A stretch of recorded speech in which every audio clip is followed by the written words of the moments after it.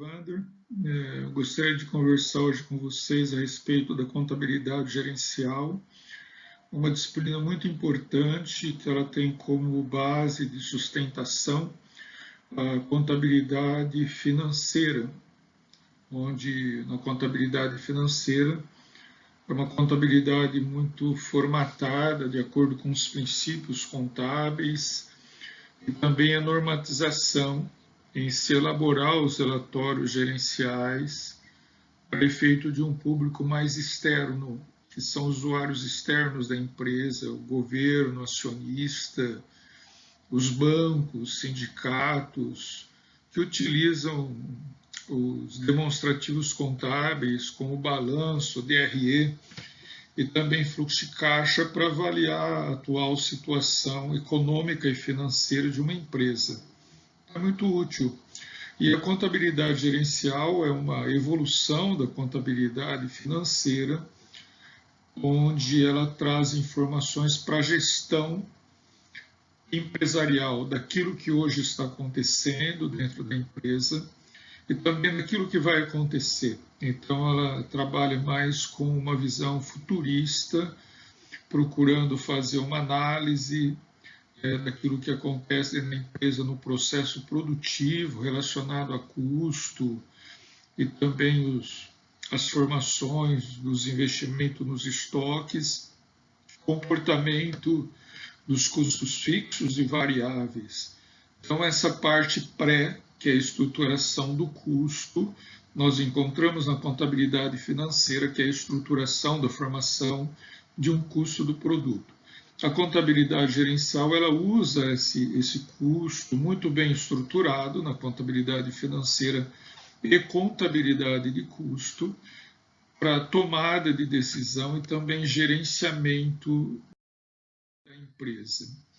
Bom, o mundo evoluiu, né? E com isso as máquinas aos poucos foi substituindo a mão de obra direta, que tinha um grande peso dentro das empresas, desde o princípio da Revolução Industrial, no século XVIII e XIX, e teve uma substituição da mão de obra direta pelas máquinas e equipamentos. Então, a mão de obra direta é a produção diretamente ao produto, e a máquina e equipamento através do desgaste, da depreciação, de um equipamento que são alocados de um modo subjetivo na formação do custo de um produto. Então, aquilo que era indireto passou a ser indireto. Então, nós tivemos essas evoluções das novas tecnologias também. Hoje nós estamos vivendo uma indústria, a imigração para a indústria 4.0. Então, se tudo evoluiu, né, e está em plena evolução, a contabilidade em si também passa a ter a sua própria evolução através dos pontos críticos e oportunidades de melhoria. Nós olhamos esse quadro, nós temos o histórico da evolução industrial. A primeira revolução industrial foi em meados do século XVIII, onde teve a substituição dos animais por ferrovias. Então, na época dos animais, a contabilidade existia para registrar quantas cabeças de gados tinha, era o patrimônio das indústrias, das empresas, né? E quando teve alteração para máquina e equipamento, então teve uma alteração significativa também. A segunda revolução industrial ocorreu no final do século XIX, com a utilização da energia e a produção de escala, de acordo com Henry Ford. Então teve a produção de escala. A mão de obra também teve um peso significativo junto com as máquinas e equipamentos da época, porém as máquinas ainda a proporção era muito inferior à mão de obra, conforme nós estamos vendo no quadro 2 da segunda revolução.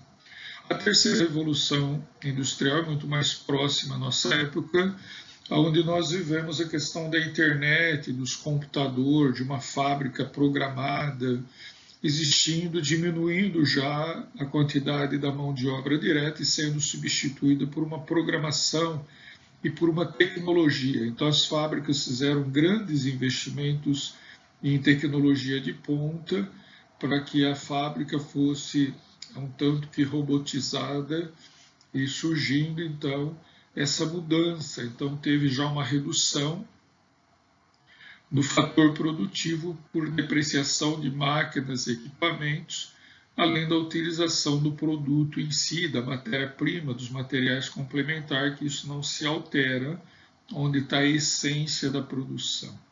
A quarta revolução, nós estamos vivendo agora da indústria 4.0, né?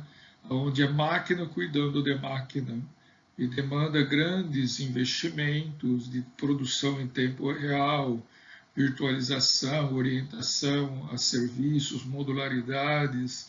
Então, conforme nós estamos vendo essa evolução, os modelos de gestão contábil e custo, eles também, como a máquina no passado tornou-se um tanto que inadequado, e também a mão de obra também passou a não ter um peso tão significativo, os modelos de gestão de contabilidade e de custo também foram evoluindo. E hoje nós temos a contabilidade gerencial, outra disciplina que seria a controladoria de gestão e avaliação, que são os novos modelos, porque a contabilidade em si é uma ciência, ela tem um objeto de estudo, que são as mutações do patrimônio líquido.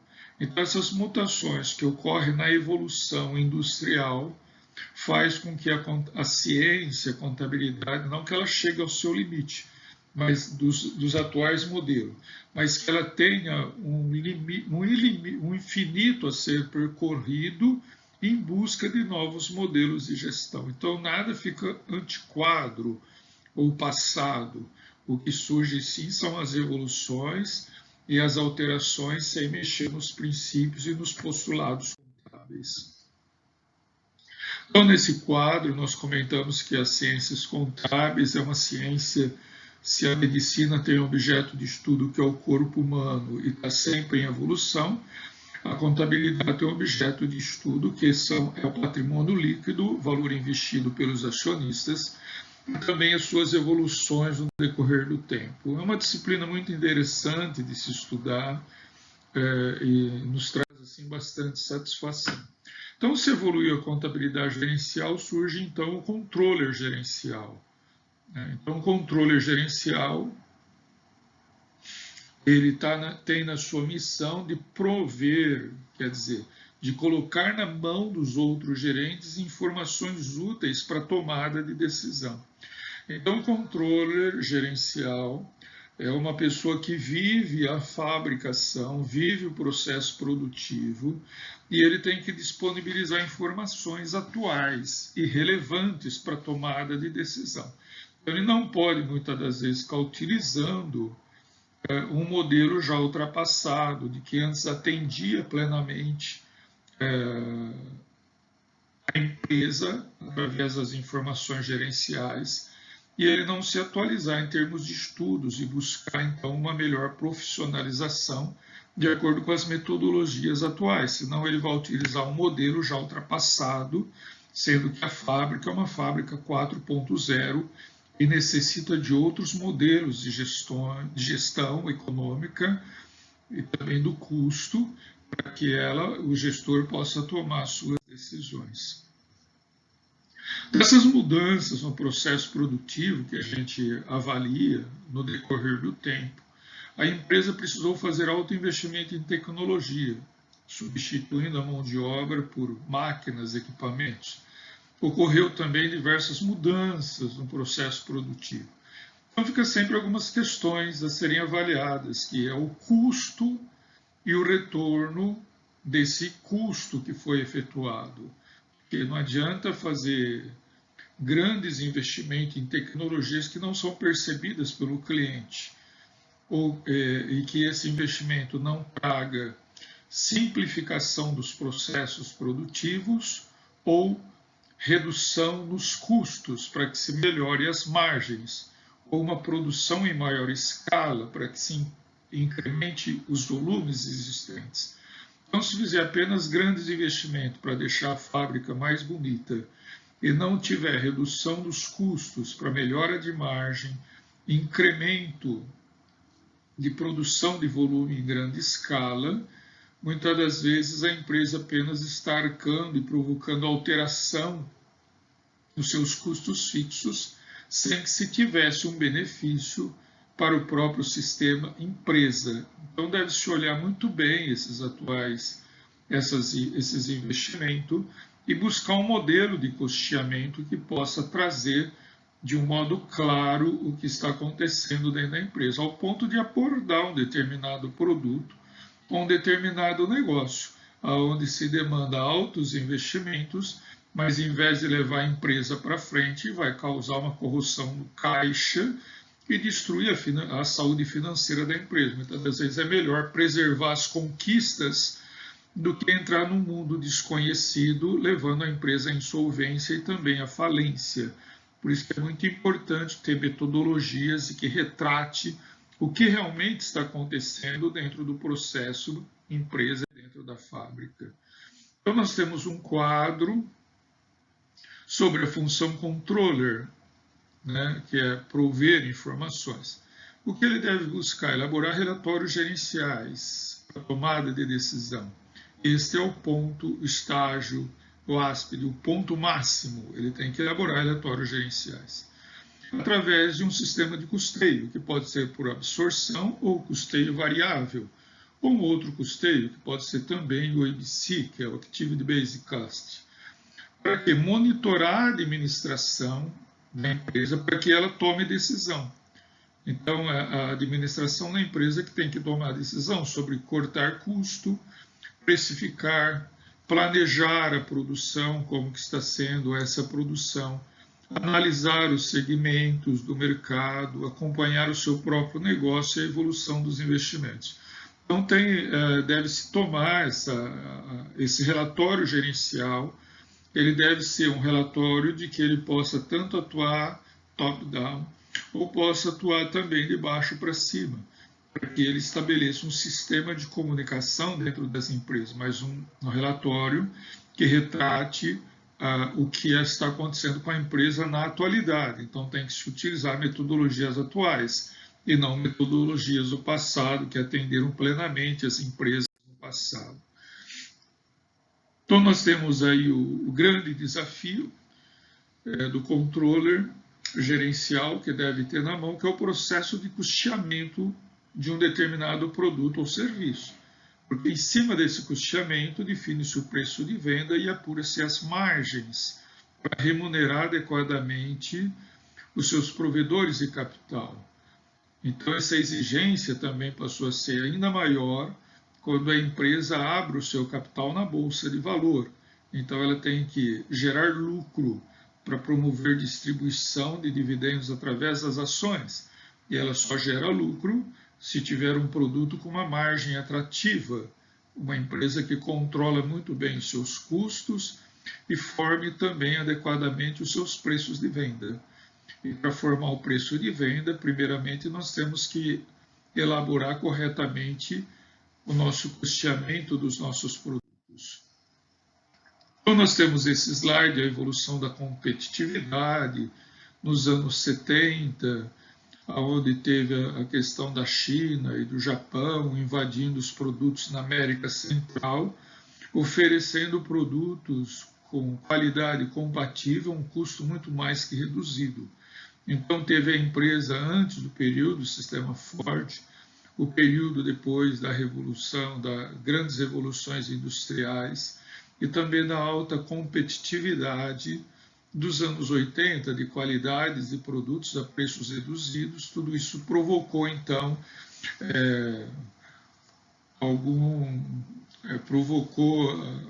dentro do sistema da contabilidade e dentro da teoria contábil, em oferecer modelos atuais de gestões para que também a precificação pudesse ser muito mais acompanhada de perto e também as atividades que existem dentro das empresas para efeito de precificação dos produtos. Então nós temos a filosofia da excelência, de fazer certo pela primeira vez, envolvimento da pessoa, do pessoal, e também a preparação das máquinas e do equipamento das células. O professor Masayuki Nakagawa escreveu muito a respeito de gestão de custo Ele trabalhou muito em questão do custo baseado. Então, dentro dos atuais métodos de precificação, já que precificação é um ambiente muito importante para a definição do preço de venda, do correto preço de venda e também da gestão de todo o processo produtivo, nós temos diversos modelos que se alternam entre si. O importante é conhecê-los e utilizá-los de acordo com o modelo de análise de gestão que está se procurando fazer dentro da empresa. Não existe o certo ou o errado, depende muito da visão do controller gerencial, daquilo que ele está querendo definir e implementar em termos de gestão dentro de uma empresa. Então, o primeiro modelo seria a teoria da restrição, onde ele considera para efeito da formação e precificação de um produto somente a matéria-prima e as despesas variáveis. Então, é muito específico, muito curto. Você vai produzir um produto, somente a matéria-prima, materiais complementares, material de embalagem e a comissão, aquilo que está ligado estritamente com o produto. Então, quer se conhecer apenas a essência do produto, a sua própria substância. O custeio variável ele complementa, ele traz junto, além da matéria-prima, também a mão de obra direta. Esse custeio variável é muito útil para efeito de gestão dentro de uma empresa, porque a mão de obra direta junto com a matéria-prima, nós estamos avaliando então os custos diretos. Então, esse custeio variável também é chamado de custeamento direto. Ele é muito importante, ele traz consigo diversas contribuições, principalmente para que se calcule uma margem de contribuição. O quanto que estaria cada produto contribuindo para pagar os seus custos fixos, para montar um preço de venda onde se considera somente a mão de obra direta e os custos variáveis, sem levar nesse preço de venda os gastos gerais de fabricação e fazer com que esses gastos gerais eles se paguem através do volume da produtividade e não através do preço estipulado ao cliente. Então, o custeio variável ela tem esse modelo de visualização, ele é bem restritivo, ele é muito gerencial e nos permite diversas tomadas de decisão. O custeio por absorção ele é um pouco mais prudente, ele é mais um pouco completo, porque além de ele puxar os custos diretos, ele leva para a formação do custo todos os esforços relacionados à produção de um determinado produto. Então, ele leva consigo os esforços dos gerentes da linha de produção, do supervisor da linha de produção e também todos os gastos que ocorreram dentro do processo produtivo visando uma melhor qualidade ou uma melhor produtividade. Então, ele leva todos os esforços ligados ao custo. Então, ele é muito mais conservador. E se monta esse preço de venda e também a formação do custo num custo mais completo. Ele também tem os fatores positivos, porque quando você leva todos os esforços, a gerência tem que entender quais são esses esforços que estão sendo levados para a composição do custo, ok? Então, ele traz mais essa característica de analisar a composição geral da formação de um produto e de todos os seus esforços relacionados. Temos um outro modelo que foi apresentado também na década de 90, o professor Masayuki Nakagawa trabalhou muito sobre esse modelo, que é o custeio BC, que é o custeio baseado em atividades. Ele foca muito a questão de que todas as atividades ligadas ao produto têm que ser potencializadas e todas as atividades não ligadas aos produtos têm que ser monitoradas, identificadas e gerenciadas. Então, desde a atividade da área administrativa também faz parte da composição do custeamento de um produto e também as atividades da área comercial. Então, um conjunto mais completo do que o custeio por absorção, porém, as atividades que não têm ligação com o produto devem ser tratadas à parte. Então, analisa se essas atividades não têm ligação ao produto, o custeio ABC pede para que elas sejam eliminadas. E nesse modelo se faz uma gestão completa de todos os custos e despesas utilizados dentro de um processo. E do custeio você tem o RKW, que é um modelo alemão, que além de considerar todos os que os demais consideram, também as despesas financeiras.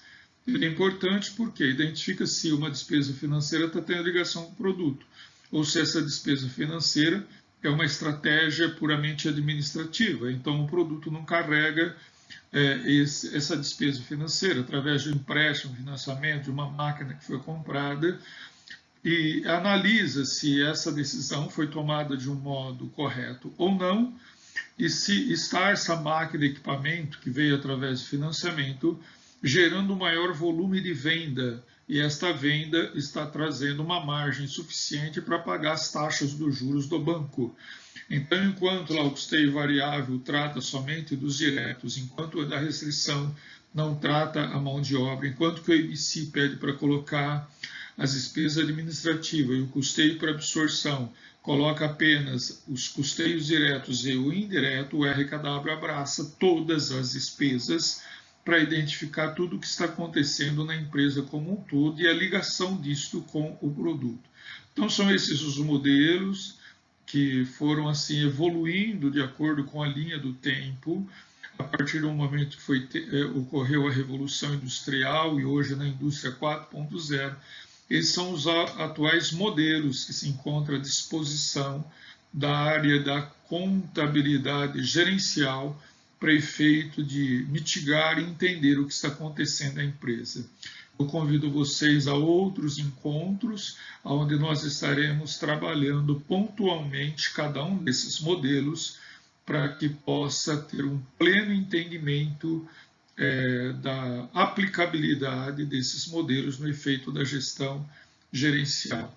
Até mais, espero vê-los posteriormente, tanto nas nossas aulas, como também nos nossos encontros, no nosso site e no nosso canal do YouTube, onde nós colocamos então questões de gestão empresarial, visando contribuir tanto para o público jovem, acadêmico, e também empresários que necessitam de aprimorar os conhecimentos ou necessitam de consultoria ou de cursos específicos para a formação profissional.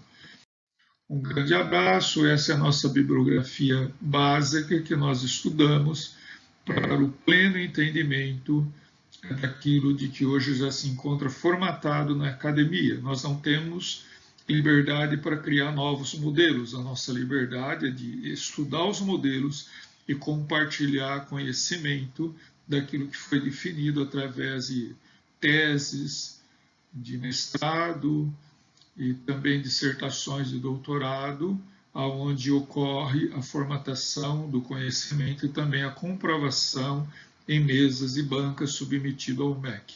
Um grande abraço a todos e tudo de bom, um bom estudo, professor Alexandre Van.